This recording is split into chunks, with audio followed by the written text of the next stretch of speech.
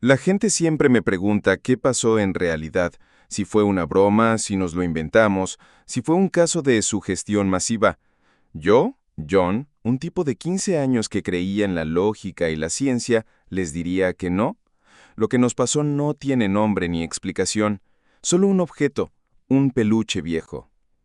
Todo empezó un domingo de esos que son para pasear, en un tianguis que mi mamá adora.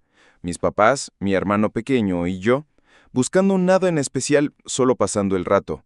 Y fue ahí, entre montones de cosas usadas, que mi mamá vio ese peluche. Era un oso de peluche de un color ocre sucio, con un ojo medio descosido. No era bonito ni tierno, pero mi hermano se encaprichó con él. Era barato, y mis papás para darle gusto lo compraron. Qué equivocados estábamos.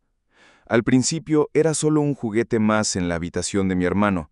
Nadie le dio importancia, pero al poco tiempo empezamos a notar cosas raras, cosas pequeñas que ignorábamos.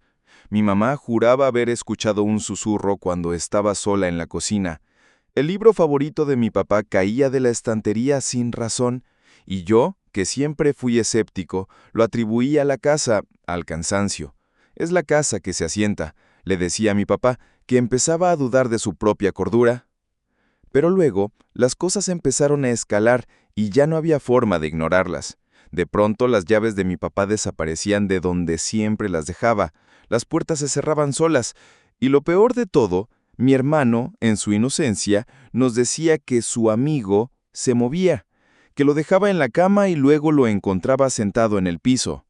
Decíamos que era su imaginación, pero su historia era siempre la misma. El miedo no es algo que se siente de golpe, sino que se va tejiendo de a poco, y se volvió insoportable. Las luces de la casa parpadeaban y el televisor cambiaba de canal solo.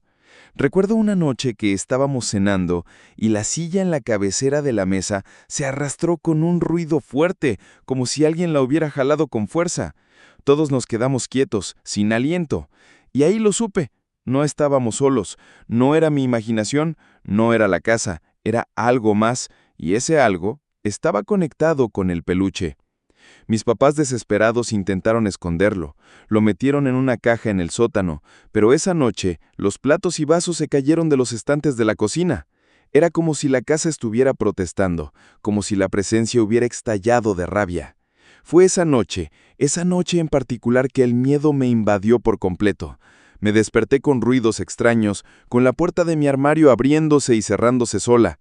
Estaba paralizado por el miedo, sin poder mover un solo músculo.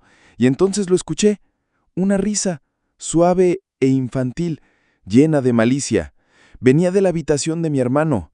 En ese momento entendí que el peluche no estaba solo, que esa cosa, esa presencia, era mucho más que un simple peluche. Mis papás y yo llegamos a la misma conclusión. Teníamos que deshacernos de él. No podíamos seguir viviendo así, pero sabíamos que no podíamos tirarlo a la basura, porque temíamos que nos siguiera. Así que lo llevamos de vuelta al tianguis, lo pusimos en un rincón con la esperanza de que alguien más lo encontrara, y con él el misterio que llevaba dentro. Desde entonces la casa está tranquila, la tensión se fue y volvimos a nuestra vida normal, pero de vez en cuando juro que escucho un susurro o veo una sombra por el rabillo del ojo, y es que, una vez que el miedo te visita, nunca te abandona del todo. El peluche se fue, pero su recuerdo y la sensación de que algo más existe se quedó para siempre.